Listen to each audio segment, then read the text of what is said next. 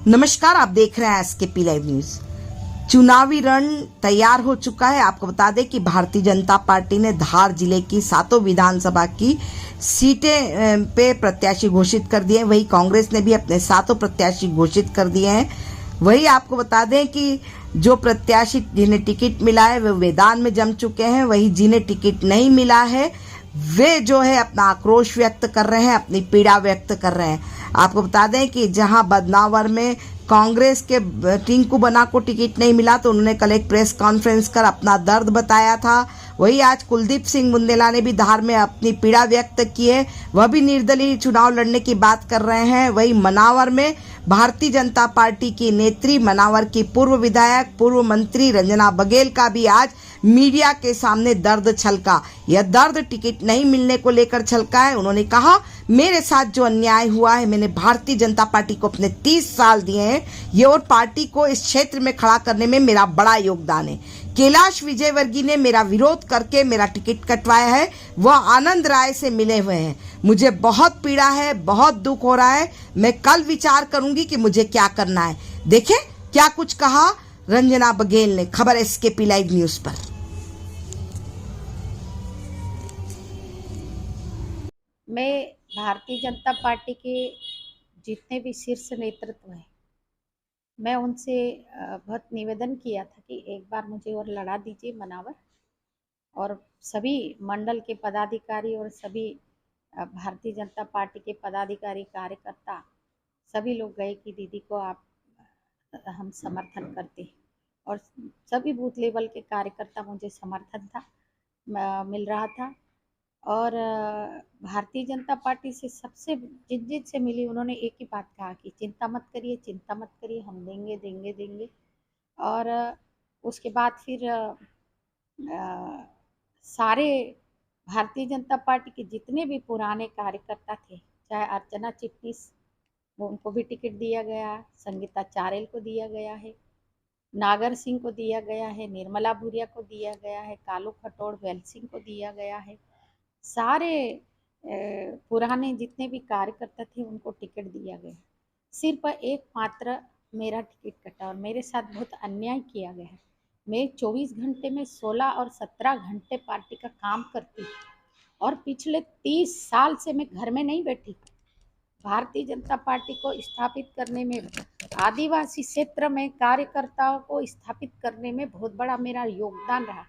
और मैं 4-5 विधानसभाओं के को देखती थी। हर कार्यकर्ता, गरीब हो या छोटे या बड़े, मैं मोबाइल पर मैं काम करती थी। मोबाइल पर मैं काम करती थी।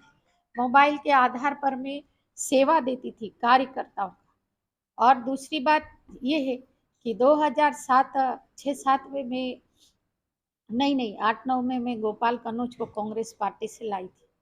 और उसको कुछ लोगों ने 2013 में मेरे खिलाफ निर्दलीय चुनाव लड़ा। बहुत संघर्ष किया मैंने। उसके बाद रिट पिटीशन भी लगाई कोर्ट में। और कोर्ट में रिट पिटीशन लगाने के बाद मैं जीत भी गई। और जीतने के बाद फिर उसका लड़के को जॉब कर रहा है। वो जॉब कर रहा था जिसने बूथ लेवल पे काम नहीं करा, जिसका भारतीय जनता पार्टी में कोई योगदान नहीं है। और जिस जिला पंचायत सदस्य का चुनाव लड़ा वो तो भाजपा लीड का जिला पंचायत का एरिया है वो। और वहाँ पहले भी जुम्मा सोलंकी एक साधारण महिला अच्छे खासे वोटों से जीती थी, ऐसा नहीं है। और उसके बाद भी आज आप देखें कि मैं इतना काम करने के बाद भी मेरे साथ जो अन्याय हुआ है वो बहुत मेरे लिए पीड़ादायक है। और जो मेरे साथ हुआ है वो बहुत गलत हुआ है। क्योंकि अन्याय की वजह क्या बनी? अन्याय की वजह यह है कि मैं डॉक्टर राय के पास लड़ने गई थी भारतीय जनता पार्टी का जयस के खिलाफ लगातार विरोध में जाता था भारतीय जनता पार्टी का डॉक्टर राय। और वो जो डॉक्टर राय है, उस राय के घर पे जाकर के मैंने दादागिरी की थी, झगड़ा किया था।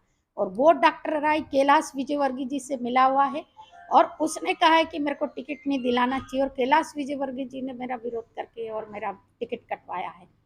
और अगला कदम क्या रहेगा? अगला कदम ये है कि हर 755 मजरों से कार्यकर्ता का फोन आ रहा है। मैं देखूंगी कि क्या करना है। कल हम विचार करेंगे। क्योंकि मुझे बहुत दुख और पीड़ा हो रहा है।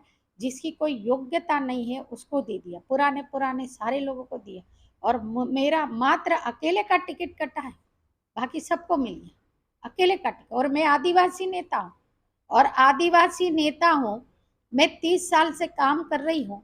मेरे साथ के 1990 से आने वाले लगातार पदों पर रहे हैं, मंत्री रहे हैं, राष्ट्रीय नेतृत्व में गए हैं, लेकिन मैं पिछले 8 साल से कुछ भी नहीं हूँ। दूध में मक्खी की तरह मुझे निकाल रखा। उसके बाद भी मैंने भारतीय जनता पार्टी का काम किया है। चूंकि मैं आदिवासी हूँ, शायद इसलिए मेरे साथ अन्याय हो रहा है। पार्टी के पदों से आप इस्तीफा देने की बात चल रही है, इसमें क्या मैं सच्चाई? पार्टी के कोई पदों पे नहीं हूँ अभी, पार्टी के कोई पदों पे नहीं हूँ। ये हम कल सब विचार करेंगे, सारे कार्यकर्ता बैठ करके हम विचार करेंगे। पार्टी के पदों से सारे इस्तीफा दोगे? 755 मजरों के कार्यकर्ता कह रहे कि दीदी आपको निर्दलीय चुनाव लड़ना है, अच्छा, पार्टी दे या नहीं दे हम लड़ाएंगे। तो हम सब कल विचार करेंगे इस कल बात इसका पर। क्लियर कर दोगे? है कल क्लियर कर दोगे निर्दलीय चुनाव लड़ने की बात? कल हम विचार करेंगे पहले, अच्छा, उसके बाद देखेंगे। क्योंकि मैं हमेशा भारतीय जनता पार्टी के मूल्य के आधार पर, भारतीय जनता पार्टी के मूल्य से बाहर न जाते हुए, मैंने हमेशा पार्टी की गरिमा को रखते हुए मैंने काम किया है।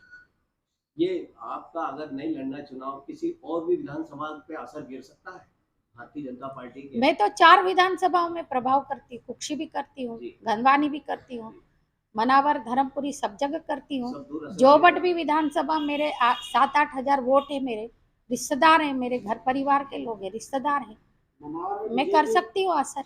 मनावर में बीजेपी से नए प्रत्याशी को टिकट दिया है, क्या लगता है जीतने का? अब वो नया लड़का है, अब वो हीरालाल अलावा के सामने है, वो देखते हैं कितना फाइट कर पाएगा, लेकिन मुझे नहीं लगता कि वो उतना फाइट कर पाएगा।